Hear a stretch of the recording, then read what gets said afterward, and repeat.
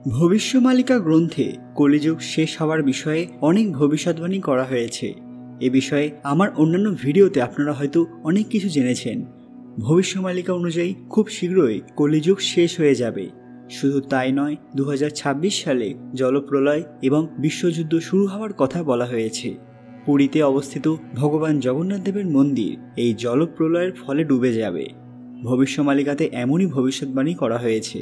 আজকের ভিডিওতে আমরা জেনে নেব ভবিষ্যমালিকাতে পুরীর জগন্নাথ দেবের মন্দির সম্পর্কে যে কথা বলা হয়েছে সেটা কতটা সত্যি।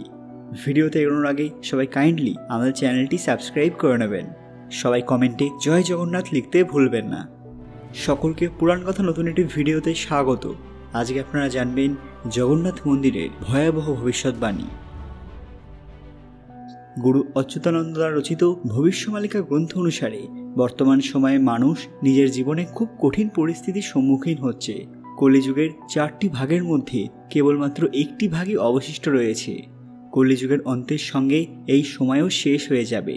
অত্যাধিক পাপ এবং অসৎ কর্মে লিপ্ত মানুষ এই সম্পর্কে হয়তো অবগত নন যে ভবিষ্যতে আগত কিছু সময়ের মধ্যেই মানুষের জীবনের সংশয় ঘনিয়ে আসবে এবং তারা কঠিন পরিস্থিতির সম্মুখীন হবেন। এই সময়ে নিজেদের অস্তিত্ব টিকিয়ে রাখায় মানুষের কাছে সবচেয়ে বড় চ্যালেঞ্জ হয়ে দাঁড়াবে। 2020 সালের মহামারীর সময় থেকেই ভগবান কল্কির বিনাশ লীলা শুরু হয়ে গেছে, যা 2027 সালের মধ্যেই অন্তে পৌঁছে যাবে। ভবিষ্যমালিকা অনুসারে শনিদেব মীন রাশিতে প্রবেশ করবেন। সেই কারণে 2025 সালেই বিনাশের তাণ্ডব লীলা শুরু হবে। প্রকৃতির এই বিনাশকারী তাণ্ডবের সামনে মানুষের অস্তিত্ব টিকিয়ে রাখাই মুশকিল হবে। ভবিষ্যমালিকার একটি অংশে বলা আছে, বিশ্বযুদ্ধ এই মানব ধ্বংসের একটি অন্যতম কারণ হিসেবে বিবেচিত হবে। দাপর যুগে মহাভারতের যুদ্ধ 18 দিন ধরে চলেছিল, কিন্তু তখন অল্প কিছু সময় যুদ্ধ বাকি ছিল, যেটা ভগবান শ্রীকৃষ্ণ কলিযুগের শেষে হবে বলে স্থির করেছিলেন।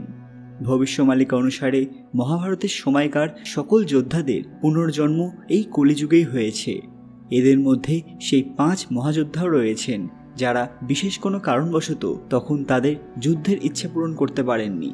সেই 5 জন হচ্ছেন অভিমন্যু, বার্বারিক, বব্রুবাহন, একলব্য এবং ঘটোৎকচ। এই মহাবীরেরা ভগবান কল্কির সঙ্গে কলিযুগের মহাযুদ্ধে অংশগ্রহণ করবেন। মালিকাতে স্পষ্ট লেখা আছে, মহাযুদ্ধের শেষ অংশ ওড়িশার মাটিতেই হবে, যে যুদ্ধ 13 মাস ধরে চলবে। অবশেষে ভগবান কল্কি দ্বারা বহু বিদেশি শত্রুর নিধন হবে এবং তিনি যুদ্ধ শেষ করবেন। ভবিষ্যমালিকাতে আরও জানা যায়, ওড়িশা শহরে হীরাকুদ নামের একটি বাঁধ নির্মিত হবে, যেটা কলিযুগের শেষের দিকে ভারতের শত্রুরা নষ্ট করে ফেলবেন।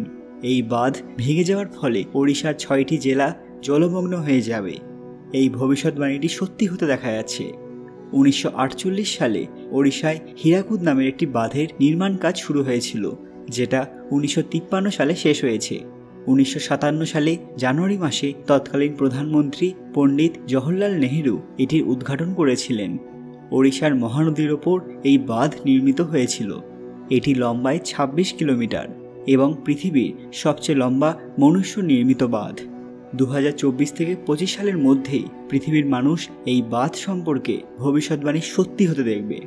যখন ভারত চীন যুদ্ধের সময় চাইনিজ মিসাইল দ্বারা চীন ভারতের উপর আক্রমণ করবে, তখন এই বাঁধ ভেঙে পড়বে আর ওড়িশার 6টি জেলা জলমগ্ন হয়ে যাবে। পঞ্চসখা অনুসারে জগন্নাথ মন্দিরের 22টি সিঁড়ির ওপর জল উঠে যাবে। আজ থেকে 600 বছর আগে এইসব কথা বলা হয়েছিল, যা একটা একটা করে সত্যি হতে দেখা যাচ্ছে। ভবিষ্যমালিকাতে যে কথাগুলি বলা রয়েছে তার সম্পর্কে এবং তার সত্যতা সম্পর্কে আপনাদের মূল্যবান মতামত কমেন্ট বক্সে অবশ্যই জানাবেন। আর আজকের ভিডিওটি লাইক করে কমেন্ট বক্সে জয় জগন্নাথ লিখতে ভুলবেন না। ভিডিওটি যতটা সম্ভব শেয়ার করে সবাইকে জানার সুযোগ করে দেবেন। আরও এরকম অজানা তথ্য সম্পর্কে জানতে পুরাণ কথা অফিসিয়াল চ্যানেলটি মনে করে সাবস্ক্রাইব করে নেবেন। খুব তাড়াতাড়ি ফিরে আসবো নতুন একটি দরকারি ভিডিও নিয়ে। ততক্ষণ আপনারা এই ভিডিওগুলি দেখতে পারেন। ধন্যবাদ।